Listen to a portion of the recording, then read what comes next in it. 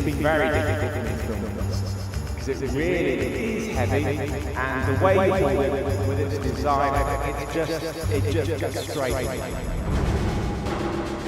I'm not just going to be focusing on the weight, I just want to get that out, because it's actually not that heavy if you go by the actual weight. I mean, it's not far off what volleyball is.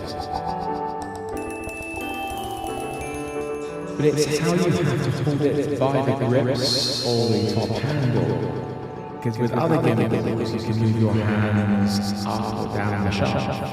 Yeah, should have said that differently. To find a comfortable position, especially if you need to change that shooting height. But with running 4D, you are to hold it in very unnatural positions. And that's when it feels very heavy. And does start to hurt, not just in my lower back, but in the middle of my back too. Of course, in an ideal world, this little thing would be just as good as the Ronin 4D. But I think we're a number of years away from that. This old man came rolling home. But there's numerous reasons why the Ronin 4D is so good, and you want to make it work. Chief among them is the stabilization is amazing, and the image from the camera is gorgeous. There is going to be an 8K version coming out, but I've only used the 6K one. Most of these shots were filmed at 48 frames per second, and some even slower. This was so I could use them for slow motion if I wanted to, but I know how people complain when seeing slow motion gimbal footage, saying it doesn't show them just how well the gimbal works. Well, that's why I'm showing you a mixture here. A big part of why the stabilization is so good is the built-in Z-axis. This removes pretty much all the up and down bounce that you get with a gimbal.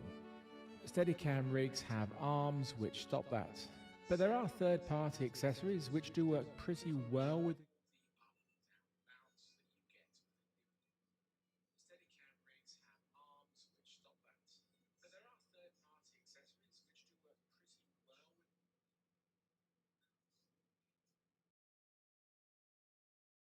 part is from the sensors on the front and bottom of the Ronin 4D. These measured the height, so it uses that information to take away that bounce with the Z-axis.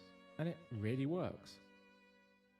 I've never shot gimbal footage as steady as this.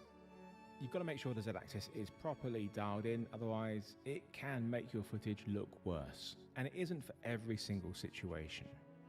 Normally I use wide-angle lenses to hide the bounce, but when you're on a longer lens, that's not possible. This shot here is with the Suri 35mm anamorphic lens in Super 35mm mode. This gives you a 50mm full-frame equivalent, but I think my favourite shots here were with the 35mm Laowa f/0.95 full-frame lens. Having that crazy fast aperture and shooting wide open, it just has a really unique look. All of the shots were also using autofocus, even the manual lenses, and that's